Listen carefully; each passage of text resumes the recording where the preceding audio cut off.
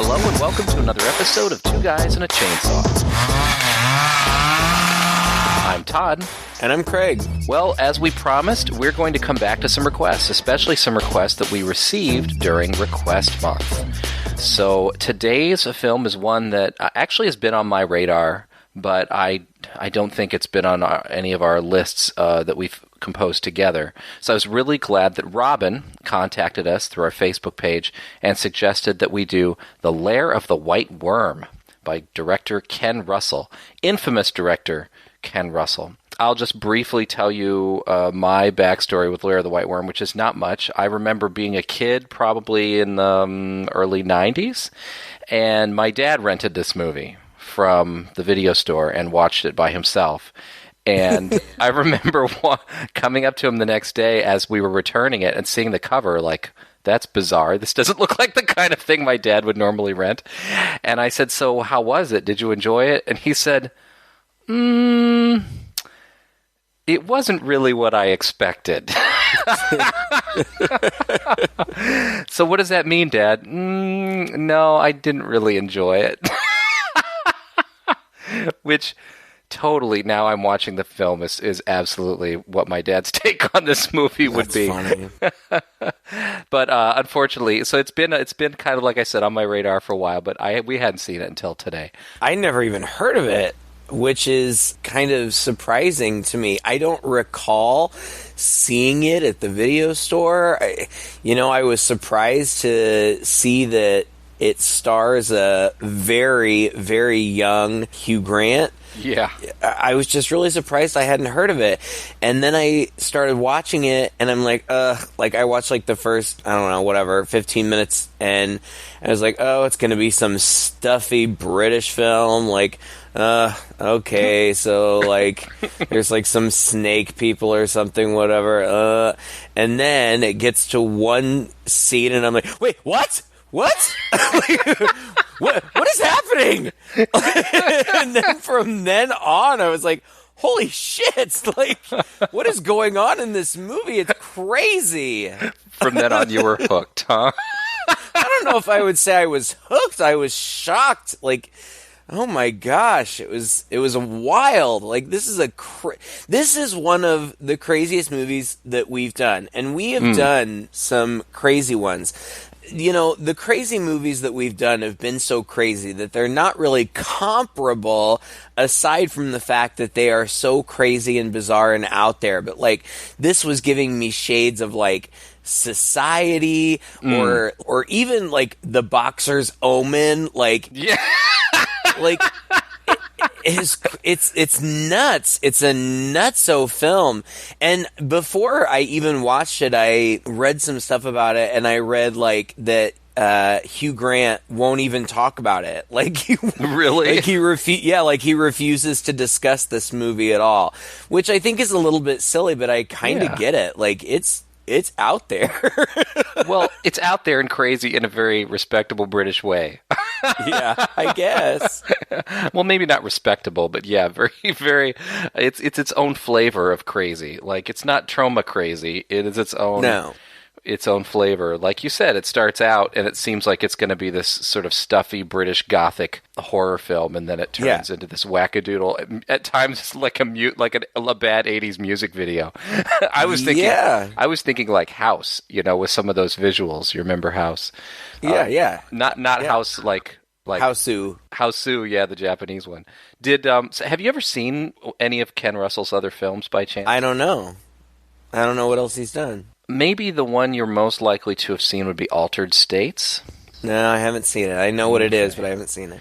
He also did a very notorious film called The Devils, and actually it's so controversial that Warner Brothers, even to this day, refuses to release it in its uncut state. That one has to do with nuns too, doesn't it? Yeah, it's kind of an obsession of his. He likes nuns and Catholic imagery and stuff in his movies, and shocking, weird stuff. Like, it's just sort of his MO. He started out as a BBC television director and, directed episodes of things and developed series and stuff and got more and more kind of outlandish and out there, and then moved into film.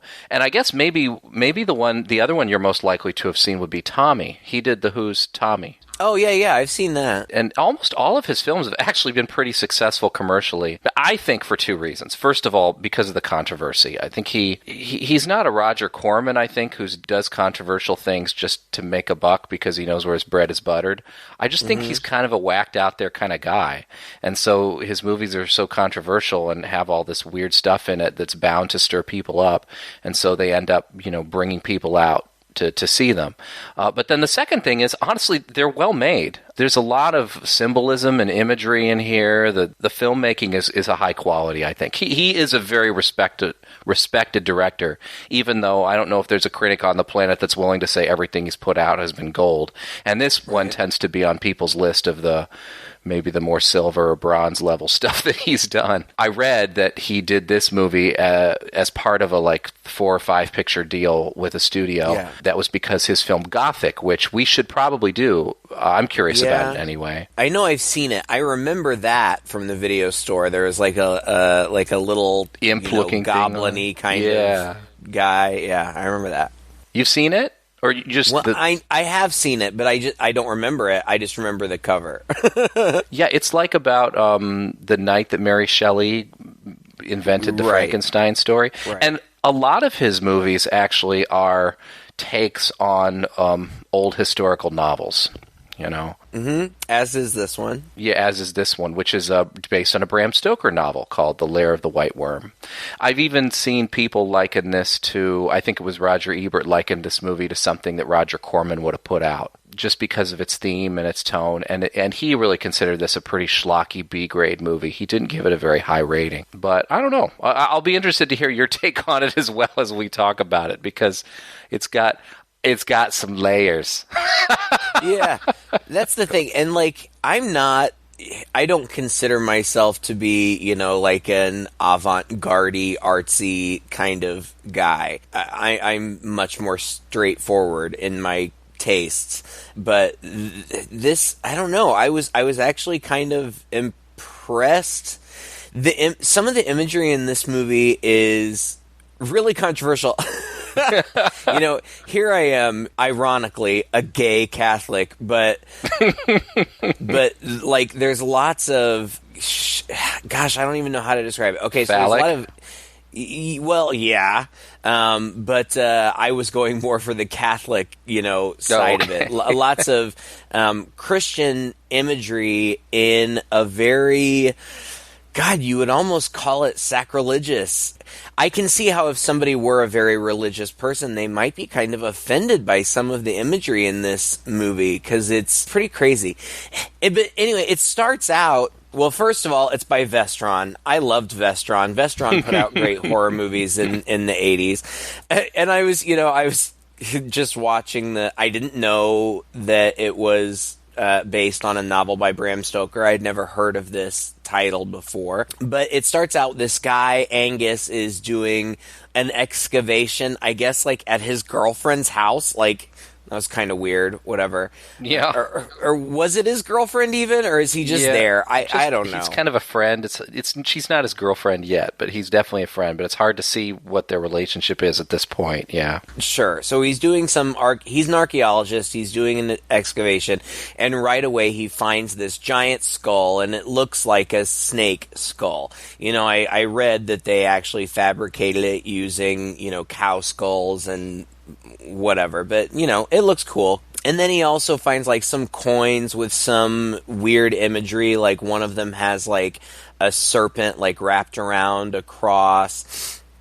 And then we go to a hoedown in a church. It's like a disco hoedown. Right, where we get this great song about this legend of this giant worm. Now the worm got fat and growed an awful size, with great big teeth and a great big mouth and great big goggle eyes. And when at night it crawled about, all looking for some booze, if it felt dry upon the road, it milked a dozen coos. And it's all very celebratory, and they've got this giant white worm puppet that a bunch of people are dancing around in. Yeah.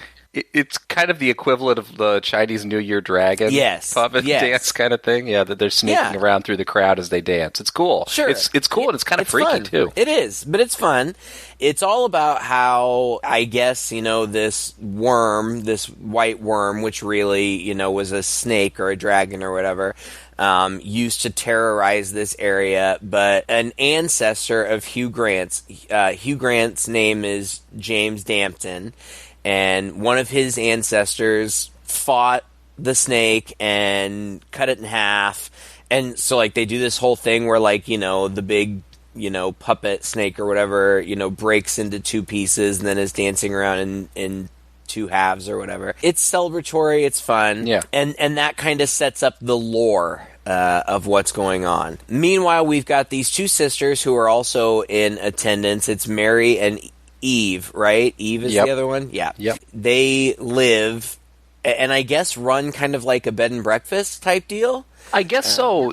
He's the landlord. Well, he's he's the lord, right, of the manor, and so this is sort of his party, and it goes back generations. All of this legend or whatever is within his family, and then he is the landlord of this house that the two sisters live in, and they are orphaned, fairly recently orphaned, just like a couple years ago, I guess, and they're living in a house on his property, which is kind of funny that this other guy's been excavating on his property and hasn't even been asking him about it, but yes, and they meet at this party, actually, the two sisters. It turns out that Eve is sort of a girlfriend of James. Mary is a girlfriend, friend anyway, so far, of Angus.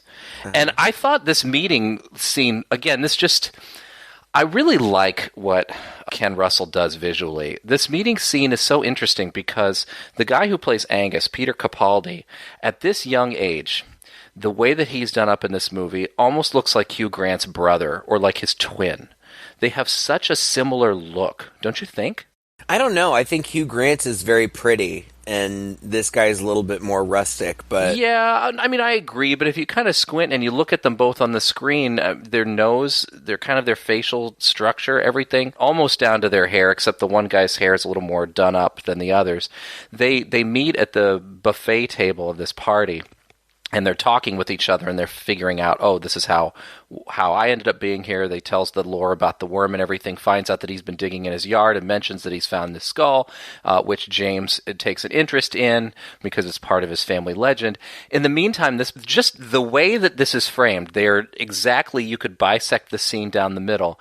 And it looks to me, anyway, like a split screen where the two sisters look very similar. Yeah. And they're right next to the two guys. They're almost like mirror images of each other. And this had to be intentional, Yeah. It's a cool framing. But then this buffet that they're at, if you really look at it, and it gets called out later, but if you really look at it while it's going on, you see there's just all this, disgusting kind of stuff on there. It's like the party is done up. This worm party is done up to almost like a Halloween type affair, right? So they're like tentacles coming out of the Jell-O, and in the meantime, James is giving Angus some stuff on his plate, and Angus is eating it. And after a while, Angus, toward the end of their conversation, Angus says, "Oh, this is pretty good. I'll have some more." And Hugh Grant says, "Oh, you want some more?" It's very good. Oh, good. So you've taken to our local speciality. Pickled earthworms in aspic is not to everyone's taste, I can tell you. Ooh. To which he kind of chokes a little bit. And they're just these bits of humor, and also, if I was making a drinking game for this movie, I would say drink every time there's some kind of funny joke or wordplay or kind of visual thing going on, and drink every time there's some reference, oblique or not, to worms. Because it is cram-packed in this movie. In every scene you could possibly imagine, some reference to worms. And it became kind of a game for me after a while to make sure I spotted or heard all of them. Oh, that's funny.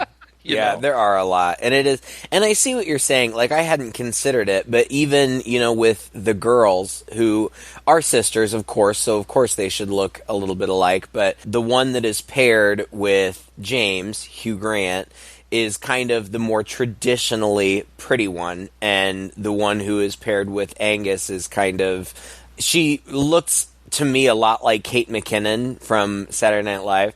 Yes. Spitting image, honestly. Yeah. Yeah, but yeah, so you've got like the kind of polished up pair and the more rustic pair. Yeah, I see the duality that you've got going on there. And there's so much, like I have, this isn't even a long movie and I have so many notes and I'm trying not to get too caught up in the details, but the girl's parents are missing and have been for a while. Like, I wasn't really clear on how long they've been missing. And they've recently, somebody has found their dad's watch at Stone Rig Cavern, which isn't important at this point, but becomes important later on. So that's why I bring it up. Anyway, then this other lady, Lady Sylvia, shows up. Like, she's just kind of sneaking around outside or something, and a cop, sees her, and then he gets bit by a snake, and she sucks the venom out of his leg, which is kind of sensual and weird, but, I wasn't thinking too much of it yet. I'm thinking, okay, this lady, she's the mysterious lady who shows up. This is a Bram Stoker book. She's probably scary somehow, whatever. I don't know. Well, yeah, you get that from the very beginning, don't you? Even when she appears. Well, and she's very beautiful and sensual, and so you just kind of get that vibe from her that there's something sinister about her. Well, and you're watching a movie called Lair of the White Worm, and you're getting all these white worm references thrown in your face, even just in this first 10 minutes of this movie. So when she shows up and she's dressed all in white, right, and she's got that thing, and she owns this home called the Temple House, which is this big mansion that's nearby that apparently she's only in during the springtime or whatever, and she's gone most of the other time. And so, that whole scene with her and the cop in there, who, by the way, is played by Paul Brook, who I recognized immediately as Mr. Fitzherbert from the Bridget Jones's Diary. I recognized him because he's got a wonky eye. I knew I had seen him before. What is it? Yeah. What is it about British actors and wonky eyes? How many wonky-eyed British character actors are there that you're like, oh, it's that guy? Anyway, Lady Sylvia goes by the sister's house while they're out, and she steals the skull, and then, she walks up to a crucifix, and we just get this shot of her with these, it's out of nowhere. In one moment, she's just, regular Lady Sylvia, and then we cut to, a close-up of her, and she's got, these 3-inch fangs, snake fangs, and, scary snake eyes, and she shoots, I don't know, venom, I guess, out of her mouth onto the crucifix, and I'm like, oh, well, that's weird, but okay, whatever. And it comes out of nowhere. Right, it comes out of nowhere. And it leaves just as quickly. I mean, and it was a bit scary, I thought. I mean, it was shock, kind of a shock, jump scare kind of moment. Yeah, well, and it looks good.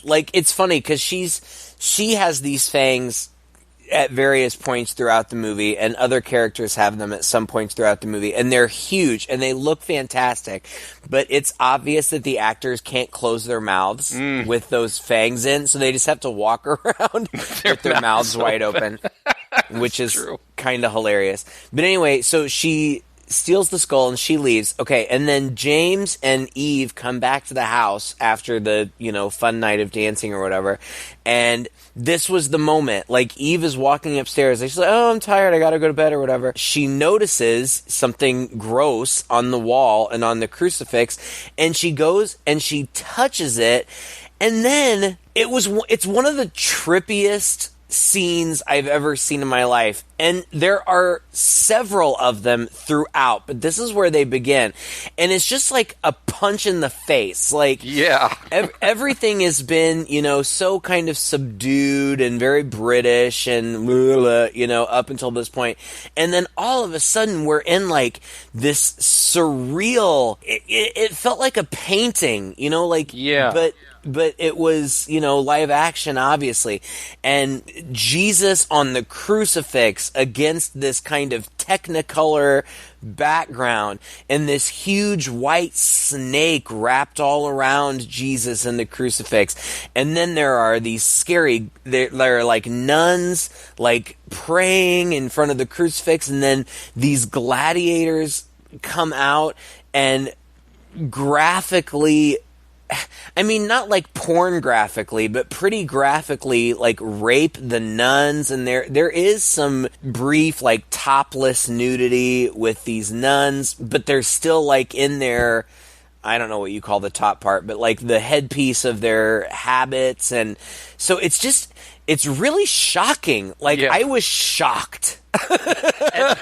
and it's also really cheap looking in a movie that honestly has been quite beautiful up to this point, and really almost noir in the way that it's been filmed, with lots of shadow and really good costume and grandiose and beautiful settings.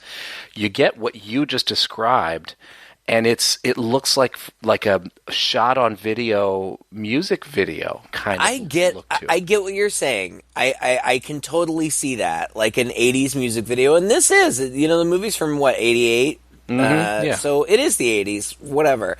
But to me, it didn't look so much like cheap as it looked like this is a stylistic choice that we're making. Oh yes, yeah, I agree. I was actually kind of impressed. Like, I felt a little dirty. Like, oh my God, what is happening? And like in the vision, like Lady Sylvia is there, but she's like this demon snake lady. It's crazy. Like it's just absolutely insane. And then it's over and she passes out. I don't know. Then it goes on from there, and then it gets back more into some of the realistic stuff.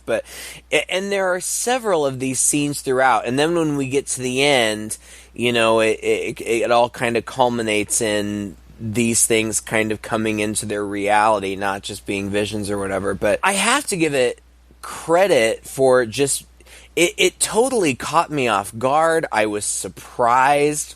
Honestly, I'm not easily offended or easily shocked, even when it comes to like religious iconography and stuff. Like I go to church and blah blah whatever, but I'm not easily shocked by these things. But it happens so quickly, and it's so in your face. I was like, holy crap! Like. I feel like I literally, I know I did. I literally paused it and was just trying to write down everything that I could remember, because I was like, oh my God, that was wild. Yeah, I know. It really was. And I think the whole movie tonally is kind of like this too.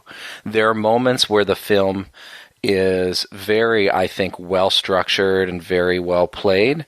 There are moments where it just seems like a cheap B movie. Like, for example, not long after this, there's a scene of a Boy Scout. Yes, he's it just comes out of nowhere too, and he's hitchhiking through the woods, and she comes and she picks him up and she takes him back to his lair. Lady Sylvia. Yes, Sylvia does. Sorry, comes and picks him up and brings him back, and she's saying these lines.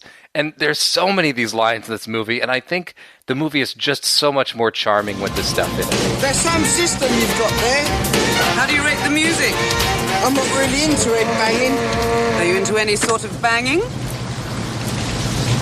I'm not bad on the mouth organ. You're sweet. What's your name?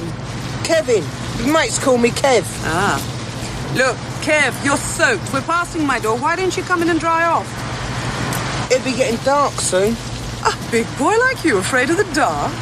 No, I just don't want to be late for my dinner at the youth hostel, that's all. Don't worry, you'll leave me well satisfied. Yeah.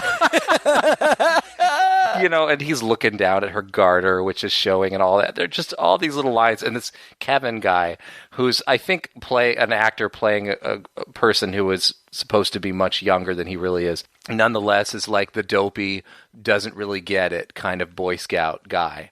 And the next shot is of them playing frickin' snakes and ladders. in front of a fire.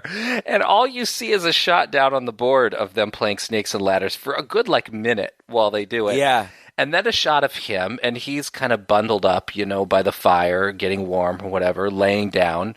And then a shot of her, and again, bam, it hits you in the face. She's in this sexy lingerie. Yes. Just laying there in front of him.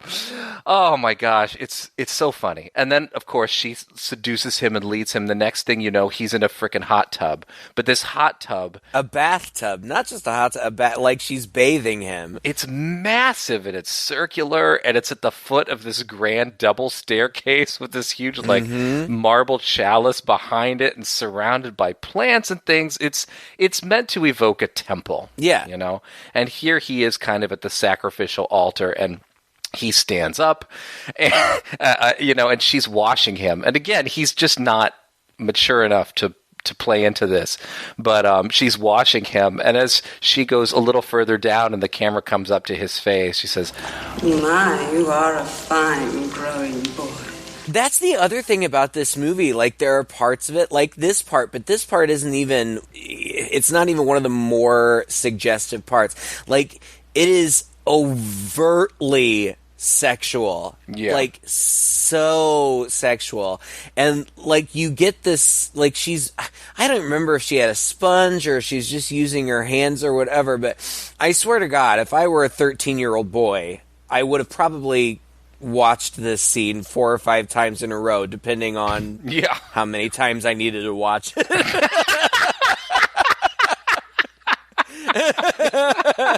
But it's so overtly sexual. It's crazy. And it gets even crazier than that later with these crazy, enormous phalluses.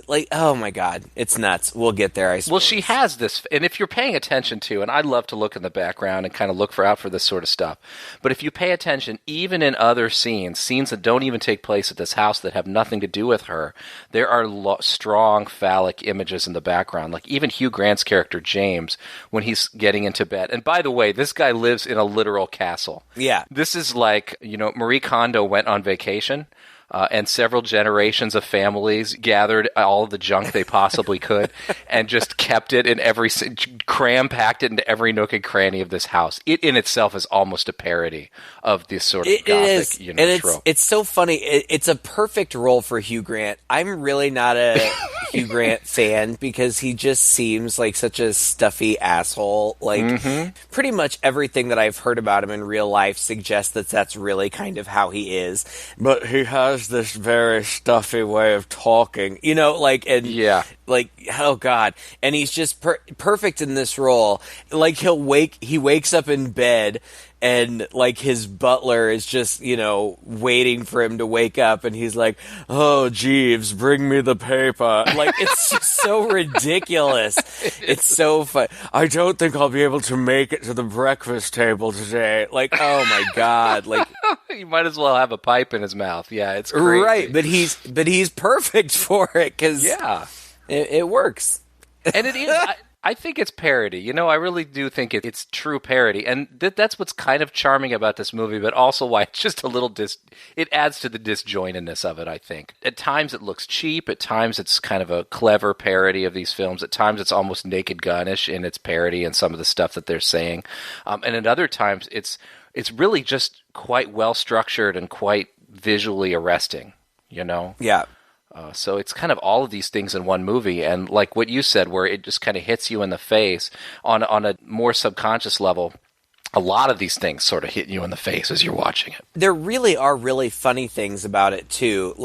So the Sylvia eventually kills Kevin. Poor little Kevin. Does she bite him? I think she bites him, so he's paralyzed or something. And then she's going to sacrifice him because I guess presumably he's a virgin. She's going to sacrifice him to the worm, but then the doorbell rings and it's James, and so she has to hide him. So she just sticks him under the water and he drowns, presumably, whatever. But before that, when they're talking and playing Snakes and Ladders, she's like, maybe we should have a little music. And as she goes to the record player to put on a record. Apparently he pulls out a harmonica and he starts playing it. And this is my favorite part of the whole movie is like, I guess I don't even know what the requirements are, but there's certain music, like when this kid starts playing the harmonica, like she's enthralled, like he's snake charming her, and she has to do a little snake charm dance, and it happens several times, and it happens later.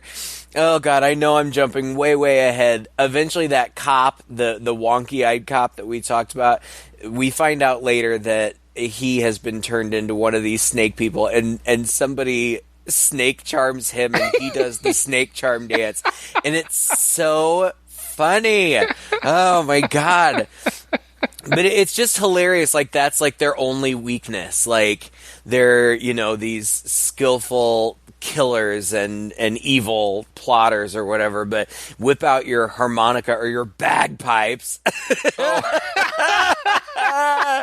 And you can charm them and force them to do a little dance for you.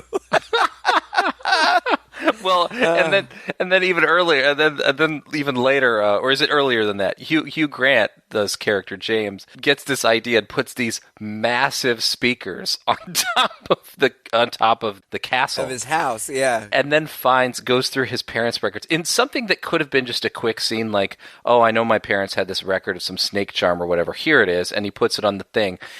It's long. This is like a 10-minute scene where he finds a record he thinks is it, and he asks for the butler's opinion.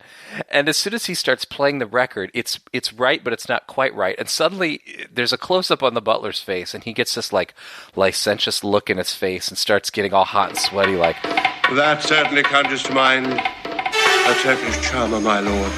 One of the feminine gender, your father encountered in Istanbul. She was what is euphemistically known as a belly dancer. Maybe try the B-side, my lord." And as soon as that starts going and blasting out across the town, the next shot is there's a giant wicker basket. No lie. Yes! Next to the fireplace, and the woman slowly starts rising out of it.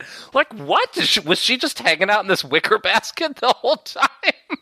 Oh my god, yeah, it's so funny. And I knew, like, I almost feel like I predicted it a little bit in my mind. I'm like, oh my god. And I think in my mind it was kind of like, what could happen here is that this lady could be in, like, a wicker snake basket and come out. Yep, there it is. It was perfect. It's true, but like the whole movie is eminently predictable. You basically know what's going on. You're at least 4 steps ahead of everybody else in this.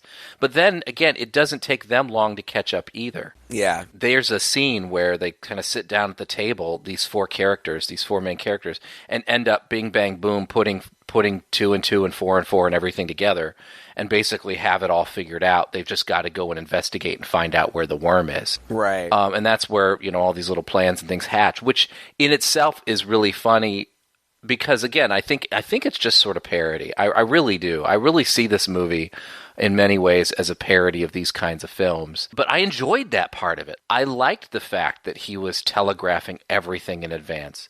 You know, even before the police officer reveals himself as a snake, you know it's coming. And it's... Sure. He pulls up and asks Mary's character to come with him, and he has to identify a body because apparently her mother has been found and killed. We'll get to that in a minute. But when he pulls his car up to her, it's interesting. The shot is directly on the car, but there is a big, bright reflection in the windshield where his head would be. So you can't even tell who she's talking to in the car, even though you know it's the policeman because you can hear his voice. And there's something very unsettling about that. You know, to see these 2 characters talking to each other, but one of them is deliberately obscured.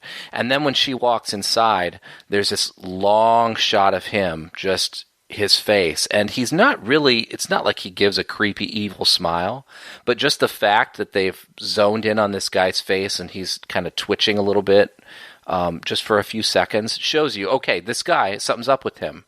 right? He's bit or Right. whatever. Right, And I right. feel like most movies would hold that out until later. Because later when she's trying, when he comes around to the other side of the car, she notices that he's bit in the wrist. And that kind of would have been the moment when you'd think, okay, this is when the reveal should be. But no, he telegraphs it way earlier. And he does that with everything. Like, you know from the beginning that this woman is this white snake. You know from the beginning that almost all of these things are telegraphed way in advance. And it's got to be, I think it's intentional. I don't think it's just sloppy filmmaking or bad writing. I just think that they meant for you to not really watch this movie and be in suspense, as to what's going to happen. There's plenty of shock coming at you without the suspense of the plot getting in your way. Well, and that was my favorite part. I'm not going to race out and read Bram Stoker's novel, but I wonder how closely it sticks to the source material. I have no idea, but you're right. My favorite things about the movie were those crazy, ultimately it's basically a mystery. Like, these two girls' parents have been missing for a while, and there have been little, like they found the dad's watch or whatever, and they found it in this cavern, and like they're putting together little things here and there. Like, Hugh Grant will say totally stupid stuff like, oh, maybe this cavern was the home of the dragon, or like, it's just all that's kind of, it's fine, as far as moving the plot forward. But the interesting stuff is the surreal stuff. Like, at one point, James, has a dream where he's on an airplane. Oh my and God. Like, the girl's parents are there, but they're catatonic, and then the girls are like stewardesses, and then Lady Sylvia's there, and she's like an evil stewardess. Like they fight and stuff. It's and, like Snake Airlines. oh my! God! It's so there's so much sexuality. Like, lots of shots of like garter belts and legs and stuff. And the stewardesses start wrestling in the middle, and while he's watching, he's holding a marker that he slowly like rises. It's so in your face. Oh my God! That was so funny. Oh, God, what do I have? I have something written in my marker boner is what I have written down. Oh my God. Marker boner. So funny. And then, they go and they explore the cavern, and one of the girls, Eve, is like, well, I don't want to do this. So Mary's like, okay, well, you can leave. So she like starts to go home, and then Lady Sylvia is like just casually up in a tree, and she's like, oh, I chased a kitten up here, but now I can't get down. And so Eve helps her get down. Obviously, then Eve is hypnotized, and Sylvia takes her back to her manor or whatever. Then Sylvia's naked in a tanning bed, and like she gets out of the tanning bed, and she's naked, and then she has this like 3-foot phallus. Like a ceremonial phallus or something, and she goes into this whole monologue. Do you believe in reincarnation, Eve? I do. But then I am immortal, and I have seen the same souls inhabit different beings throughout history. I've seen you before, Eve. Many centuries ago. In the time of my lover, the great Emperor Carausius. Yes, I can see you now on your knees, blindly worshipping your false god. Fancy praying to a god who was nailed to a wooden cross. And she tells this Eve to get undressed, which she does, except, like, she takes everything off except her shirt, and then Sylvia's like, oh, that's enough. God forbid you get totally nude in this, since I am. Who knows, whatever. And then she's rubbing this phallus, like, up her inner leg, and, like, then it cuts to Eve's face, and she's like, like, what are you doing to her? Like, stop it. Like, oh my God. Just crazy, crazy stuff. She's checking to see if she's a virgin. That's what she's doing, and she finds out she is, so she decides she's going to be her sacrifice. Yeah. And then they do that whole setup where James invites invites Sylvia over. He doesn't invite her. He snake charms her over, like you said, with the huge speakers. And so the other two, Mary and Angus, sneak into the house where they find the girl's mother, but she's a snake person now. That was scary. It was scary. Yeah, that was a scary scene. Of course, the mother is sitting by herself. This is the first time we've seen the mother. It's, Except for in the dream. She was in the dream. Right. And it's strange, like, you don't even think she's going to be alive, and you're watching this thinking, is she an apparition or something like that? And she's just sitting in a bare empty room, because no room of this house has more than one piece of furniture in it. But she's watching TV, and of course there's a snake program or something on TV. And as they approach her, she turns around and suddenly she's that crazy, creepy snake woman with the huge fangs and the eyes. Yeah. And it's, like you said earlier, it's really good makeup. It's kind of like how Fright Night, like the makeup kind of made that movie. It's the same way here, right? It makes it scary. It's good because it could have been super hokey. That wouldn't have been the right balance. The movie's already a bit hokey. Well, and it's even like the mom is sitting in this huge room with maybe a fireplace or something, but it's just like this huge empty room, and she's just watching this little 1980s TV, and it's just, she's watching this video of Sylvia, like, dancing with a python, which again gets very sexual. Like, there's close-ups of the snake's tail, like, curling up under Sylvia's vag. Like, it's very... Yeah, she's got her mouth open, approaching its head. Yeah, it's totally... Well, and, like, she puts the whole snake's head in her mouth. Like, ugh. It's crazy. Just like Alice Cooper used to do. True. And then the mom attacks and bites her. But I guess because Angus is an archaeologist, he knows that you have to suck snake venom out. So he does. And she's okay, I guess.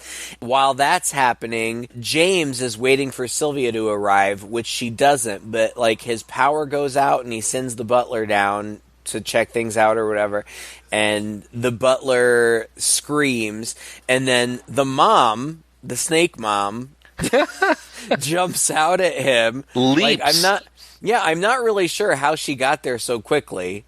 Yeah. But she did. She leaps out at him, and he grabs this sword that is at least as big as he is. Oh, yeah. It's this huge, long, like 6-foot medieval sword that, again, probably the same sword, that's been in their family for generations that killed the worm or whatever. It's fun. Oh, it's a great shot. Like, it's in slow-mo, and he, like, does, like, kind of a little pirouette kind of deal, and yes, slices her in half in slow motion, and like it's nothing. Like, and then right. He could just lay that down and like smoke a cigarette. It is it is so funny. I think. But it's so in keeping with his character. And then again, he turns around and he calls, Angus, and they have a chat. And he's just so suave about it, It's like, yeah, my power's out. Yeah, I know. Oh, don't worry, I'll take care of it. Blah, blah, blah, blah, blah. I just soaked all that up. It was like James Bond wandered onto the set of Bram Stoker's Dracula. Yeah. Yeah. Yeah, it was really funny. When Mary's mom, I guess, bit her... Then there was more. It's like you can't call them flashbacks. I guess they're more like visions. Like anytime they get bitten or they touch the venom or whatever, like they have these visions. But then there's this crazy, and you're right. It's so much like an 80s music video. Like it's all Technicolor and it's Sylvia, but like she's all blue and she opens her mouth wide open and there are like these guys like dancing in her mouth and then they come out and they like rape Mary and it's crazy. We eventually get some explanation. Sylvia explains to Eve that, this Dionin or whatever is this ancient demon. It's all very kind of the Cthulhu guy. Oh yeah, it's very Lovecraftian. Yeah, it's very Lovecraftian. And she kind of, especially later when we're in the lair and she goes off on another one of these diatribes, she kind of explains that this whole serpent thing dates back to the Garden of Eden. And so this Dionin is really like the serpent that was in the Garden of Eden, and it's been the serpent, throughout history or whatever. Right. It gets all into religious stuff, like how God expelled him and blah, blah, blah, whatever. But it turns out that they had this temple for Dionin, and then these nuns tried to build a convent on top of that, and that's where all this nun imagery comes from. It's so silly. And it is, and they do some stupid archaeological stuff too. Like they go visit this cave, which is an amazing location. It's absolutely stunningly gorgeous, this cave location. It was a real cave too that they used for that. It's amazing. And it looks like a dragon's lair. Like it's very kind of circular, like you can imagine a serpent, a giant serpent snaking through this place. Very, very cool. And it's cut in the side of a mountain where, when you're inside looking out, you're looking down across the horizon. Landscape. It's so beautiful. Yeah. Yeah, it's really cool.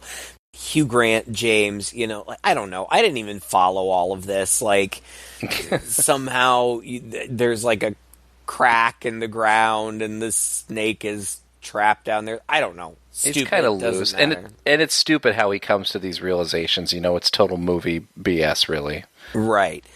The cop, so the cop picks up Mary the morning after all of this hullabaloo takes place, and he says that he's taking her to the police station, but first they have to pick up Sylvia. And like you said, you can tell immediately that he's evil. And so he takes her to Sylvia's house.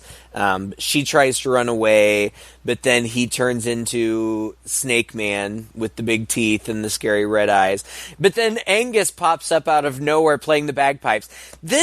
It has to be. As I was watching it, I didn't really think that it was intentional comedy, but talking to you about it now, it just had to be. Oh, yeah. It just had to be. Because not only does Angus just pop up out of nowhere playing the bagpipes, but he's like in full Scottish regalia. Like, that's right. He's in his kilt and like the knee socks and like...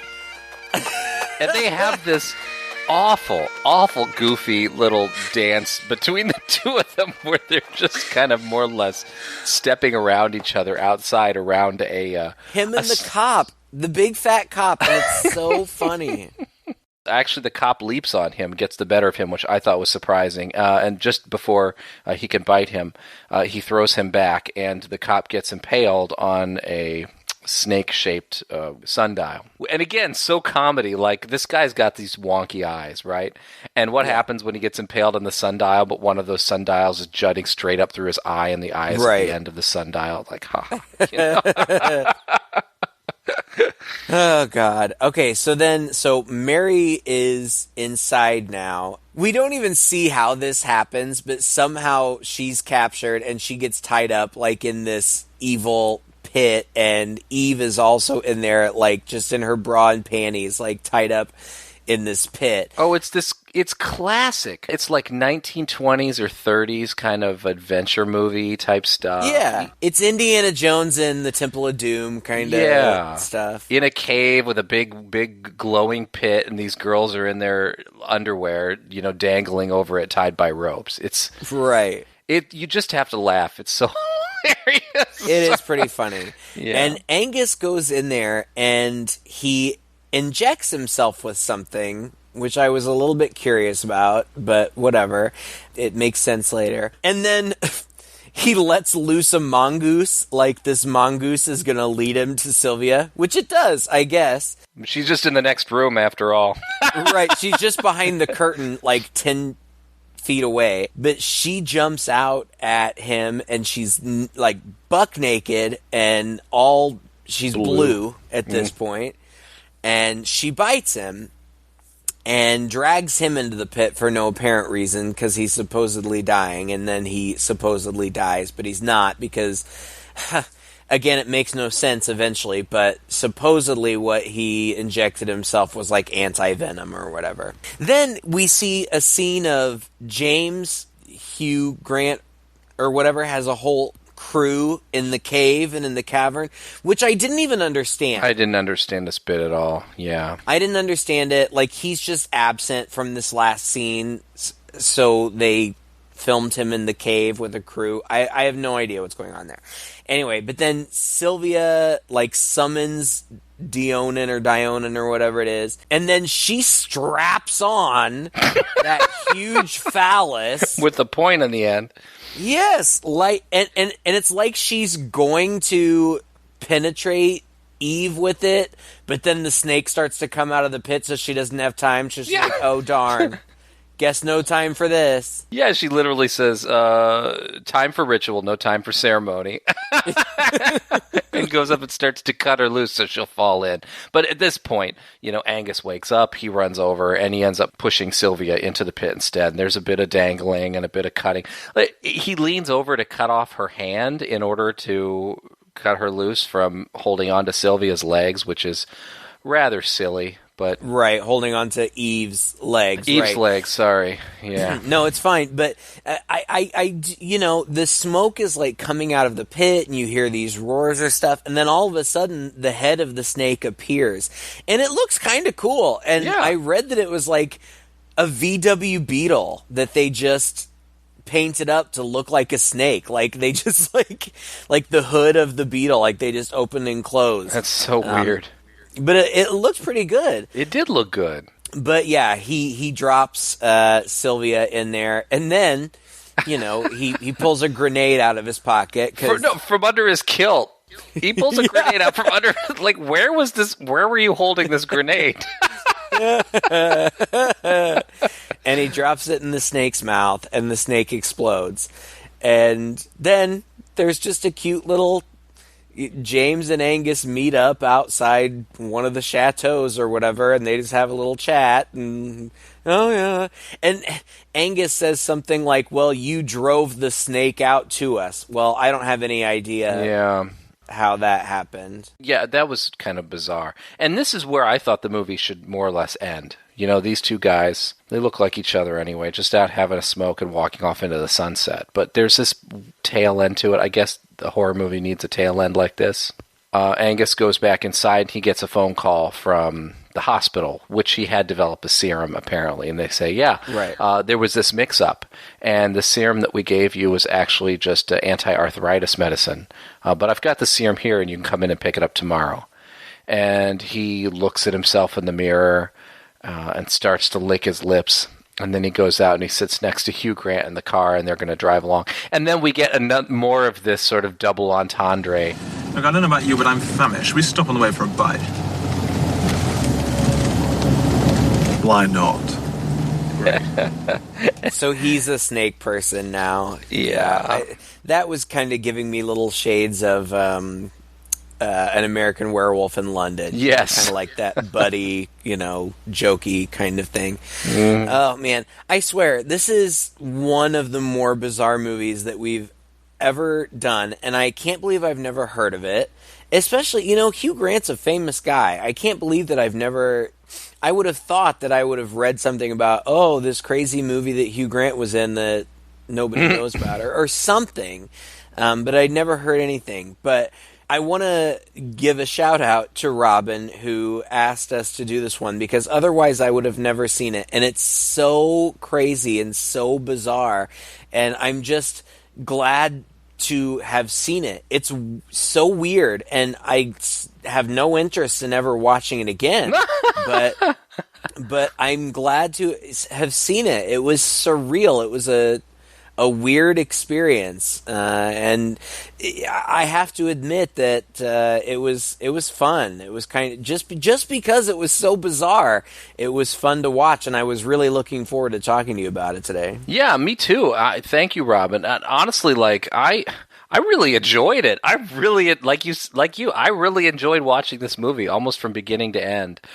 It just took you in directions that you didn't expect it to go. It was total wackadoodle at moments. It was very shocking at some times. It just kind of checked all my boxes in a way that somehow worked. These kind of movies aren't always going to work.